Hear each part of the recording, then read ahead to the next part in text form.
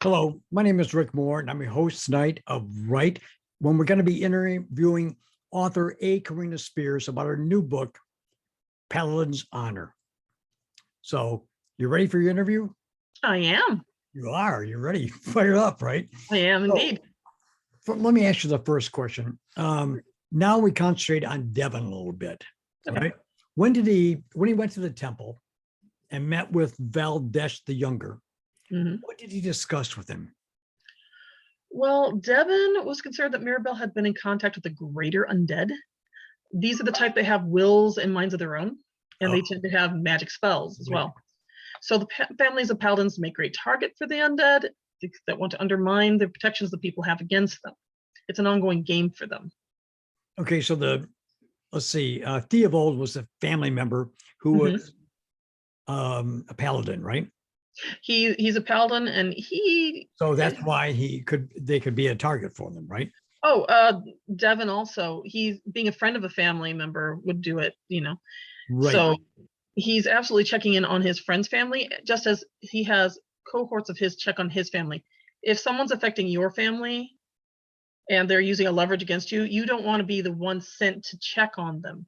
You want somebody with an outside opinion going, nope, that's definitely an infestation, not the person who's going to go, nothing's wrong here, I'll take care of it privately. That's where it goes all wrong. So they make sure that other people check on your families as well as yourself. Right. What was Valdesh's main concern about the problem that Devin presented to him?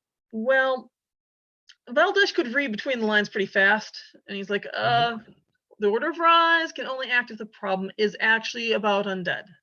If it's mundane or secular, Devin has to leave it to the town guard. They don't have jurisdiction there. Oh, really? Yes. Only by not overstepping their authority is the Order of Rise allowed to operate as freely as it does. It has its contracts with the mundane government, the regular city guard, and the capital with the queen. Right. Now, how old was Devin in this book? In this book? Yes. Devin is 26. No, he's between 22 and 25. I believe he's 22 right now. 20. Okay, so he's 20. Yeah, because Mirabelle's 17. He's 5 years older. He's 22. All right. Why do you write then that Devin knew very little of romance, particularly in view of the rest of the book? Oh, it's because of Devin's history. Devin felt a calling to serve the god that he does, god, goddess, rise. He is only 12 years old when he first had this call coming to him. He felt very drawn to the services. He started attending church more, and and he was spending more and more time asking more questions, listening to the sermons, and he found he wasn't being called to Njasa, which is the temple his family went to. He was called to Rise, who was mentioned in those sermons, because the major four are talked about together, or the six of them. Okay, Devin was only 12 years old at the time. He was only 12 when he first started to feel a draw toward this, but he didn't accept it at that time. He was talking to, just like becoming an altar boy sort of thing. Right.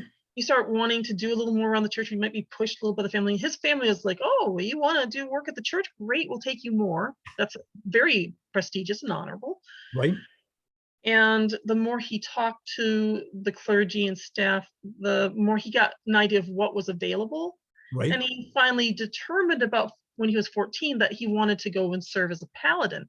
He talked to the order, his family went with him at that point and were okay with it. And they accepted him in for training at 14. And then it's like being at a boys' academy for him.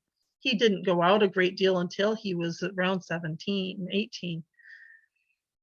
And then he became a full-fledged paladin, or a paladin still in training? Yes. What happened with him is he was in the field at the age of 15, but he'd be with one of the more experienced knight, much more experienced ones. He'd be right next to them, or they'd send him and do messages and things back and forth between the groups, so he could get a feel for it without being in the thick of it by himself. They're not expecting him to be alone in the field at this age. And he had to wait until he was at his majority 18 to get recognized for his field work, because he also had to finish his classes saying, okay, you have mastered certain skills, you can master your own emotions, so you're not hot-headed enough to jump, and you have strategy down. So you're not going to endanger other people by going wildly on your own.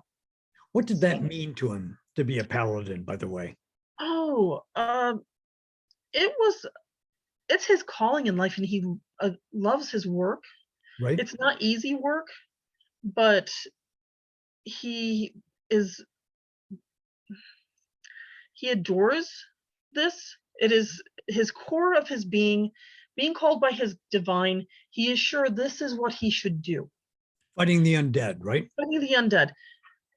Even though it's scary, that doesn't change for him. It doesn't keep you from getting killed, but what it means is that he is doing the right thing, and he can be Right. assured of his place in the afterlife and his place here. He is doing what his divine wants of him. Okay. Okay. All right. Now let's switch to Mirabelle a little bit. Why do you have Okay. Mirabelle say that she didn't want to be afraid anymore? What was she afraid of? Oh, well, she was honestly in fear of something else coming back to attack them. Oh, really? She was a little girl when she'd hear stories like what happened to let's see, What happened Red to Sun. Theobald or?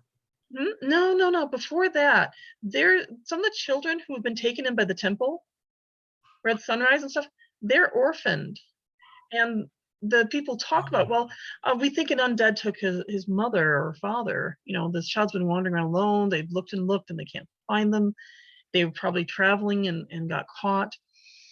So the temple takes in the orphans from these attacks if there's no other family members that are found. She knows that happens, but when it hit home with Sasha, Theobald's fiance, this is her future sister-in-law. This was one of her childhood friends through her brother. I mean, she knew this girl quite well, and they had worked together and worked out their own issues with losing her brother to him. And she's like, no, you're gaining a sister, not losing your brother. And suddenly that got cut off by an undead. So her brother killed it, but she came to that point of, my parents can't keep me safe. My brother can, but he's leaving. Who's going to take care of me now? It's very real, these dangers. And she found that, wait, not only are there undead, other people can hurt you, and undead were.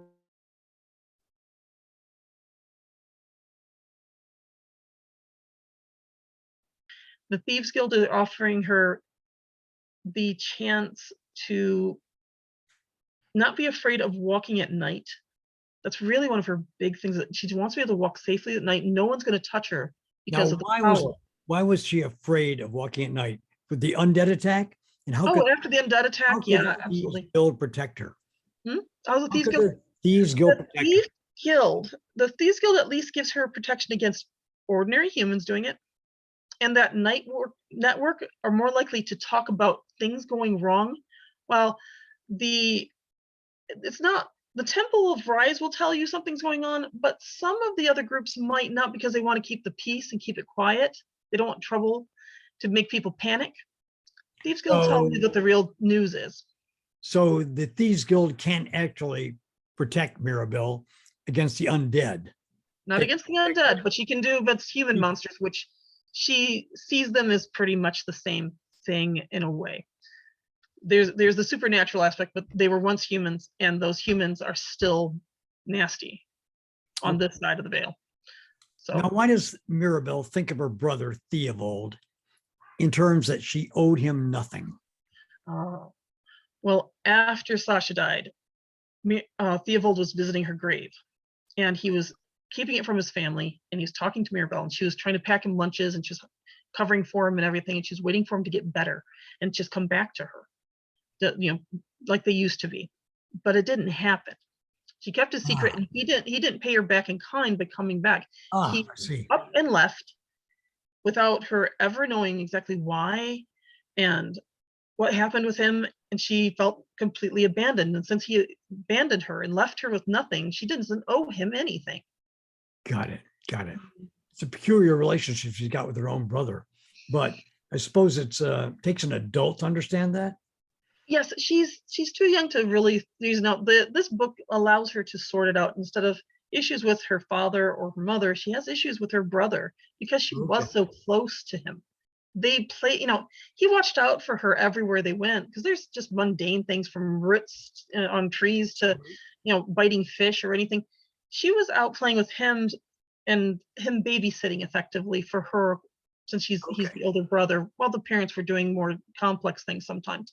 So as much as she loves her family, she hero worshipped her brother. So when your hero walks away, you feel something must be wrong with you, or she's like, I don't understand why you did this to me. All right, I've got that. So we'll take now Devon and Mirabel coming together for the first time. Okay. She knew him before, but it's the first time that he came as a paladin, right? And she as something going into an adult woman, but not quite an adult woman yet. So how does Mirabel feel when Leech points out Devon to her? Was she panicked? Was she afraid? Was she? She is definitely panicked. That was the last person she expected to see, since he's been away for at least 6 months. It's like every 3 to 6 months she might see him. If he stops in that town, he may be on a tour that's further away, so he can be gone for a year or two. Okay. So they're planning all their regular everyday thing, and she turns in, oh my gosh, it's Devon. Devon can't stop her, as we mentioned, but Devon can go to the town guard just fine. And if he goes to the town guard, his word is gold. Somebody's willing to lay down their life for the city to save them from undead, and goes through a clerical order that, their powers are imbued because they keep themselves pure and honest and good and all that. So they'll take his word over everybody else's. All right. But her feeling of him was, why is Mirabel so concerned that he was a paladin of Rice? What could he do that a paladin of Sigvarda couldn't do? Oh, well,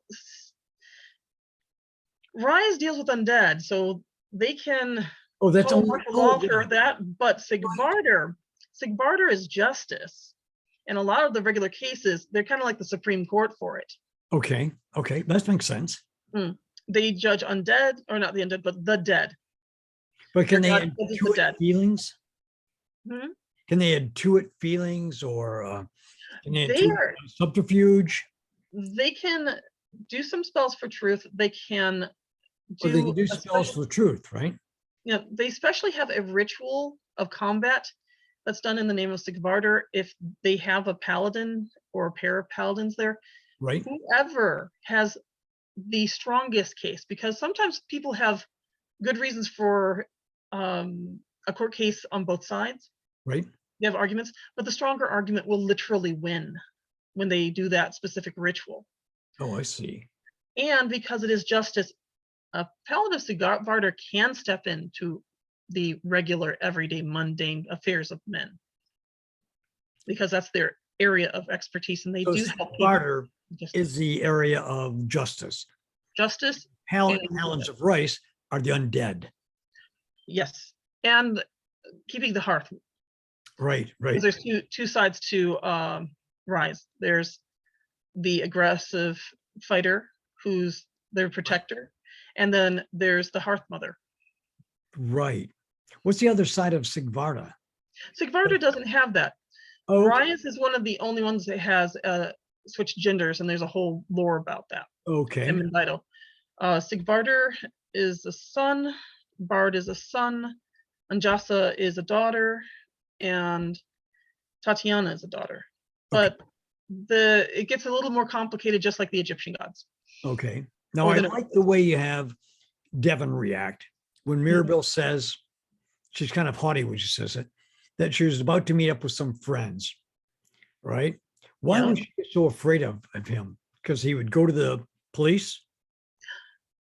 Well, certainly she gets concerned that he might know who he should keep an eye on, if she went to her friends, and that he can go to the police. But the rest of it is, she's always seen him as her brother's friend, and he's always been nice to her because she was younger. So he'd bring little gifts, he'd tell her stories, he'd show her maps and all that.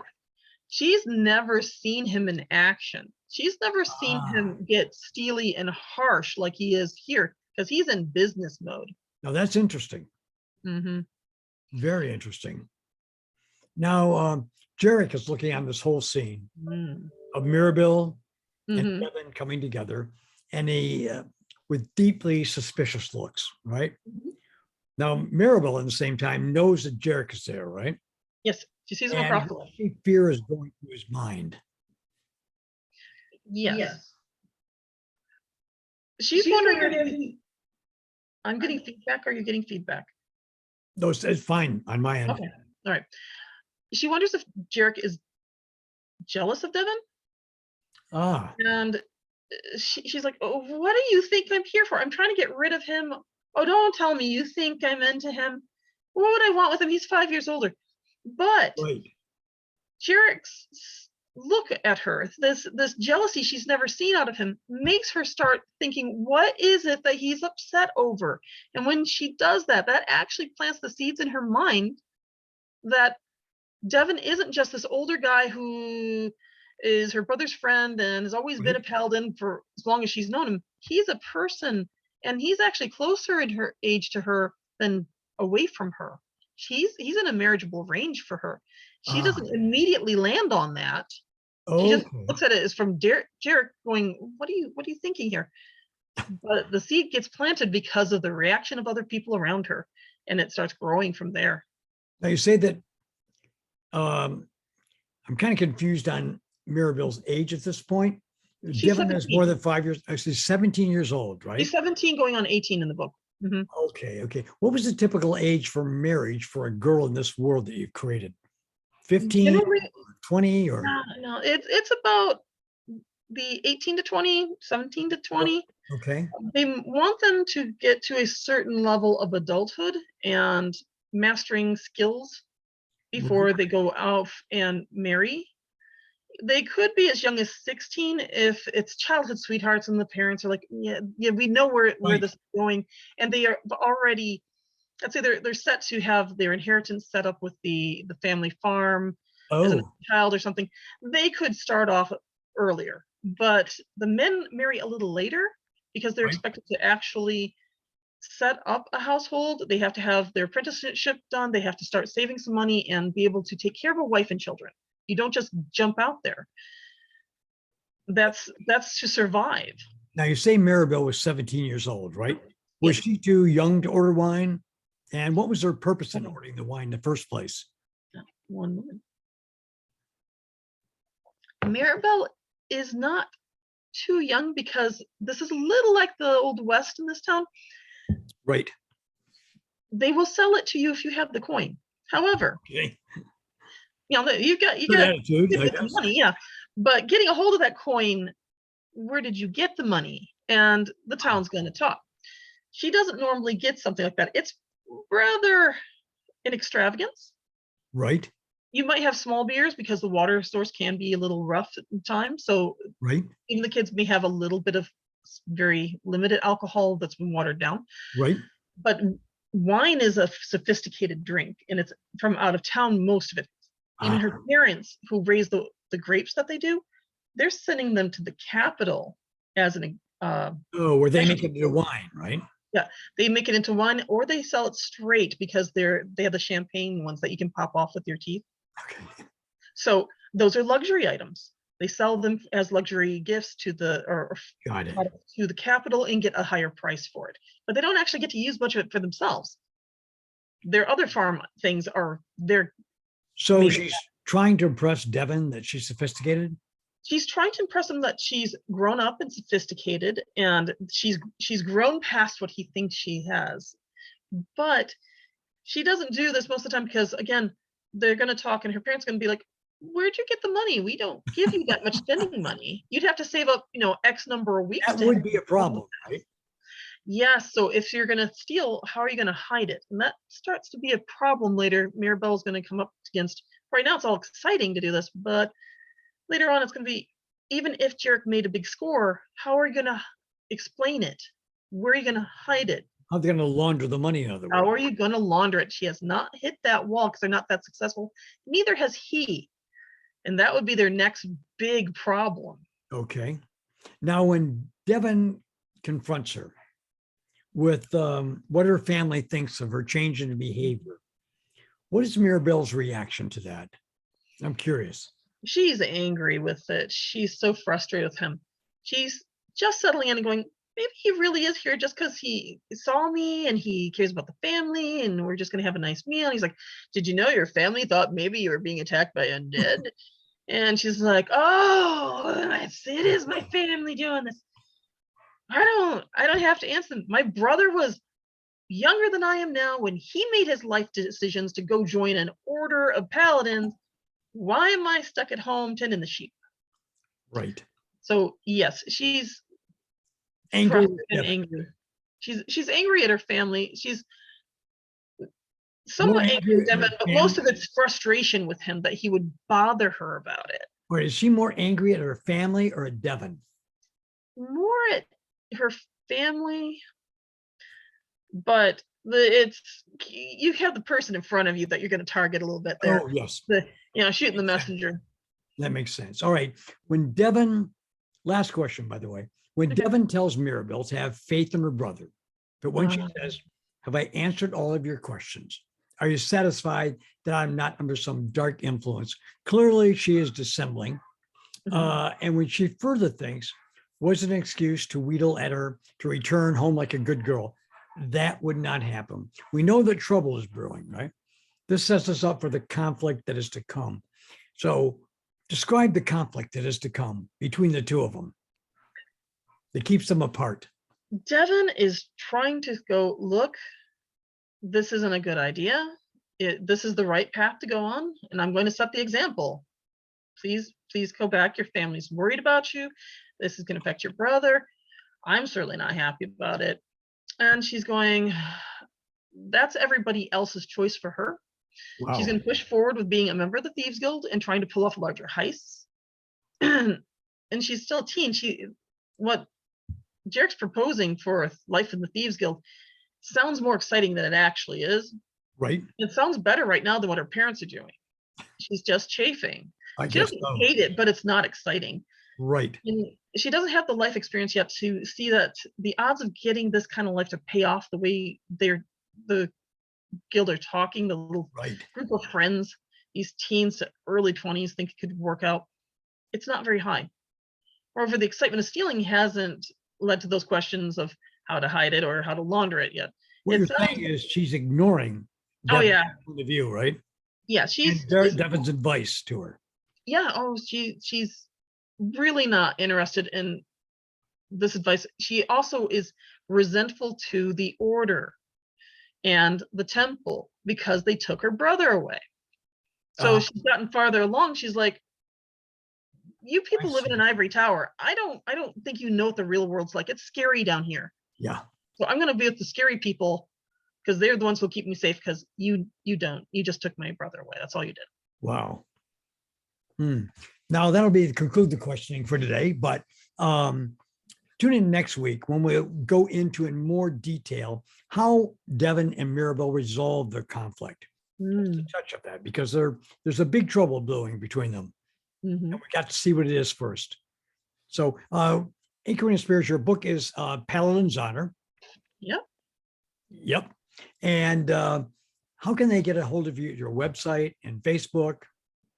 I'm Carina Spears, or Carina Spears on Facebook, and you can find me at acarinaspears.com online. All right. Tune in next week for another exciting interview with Carina Spears. Good night. Good night.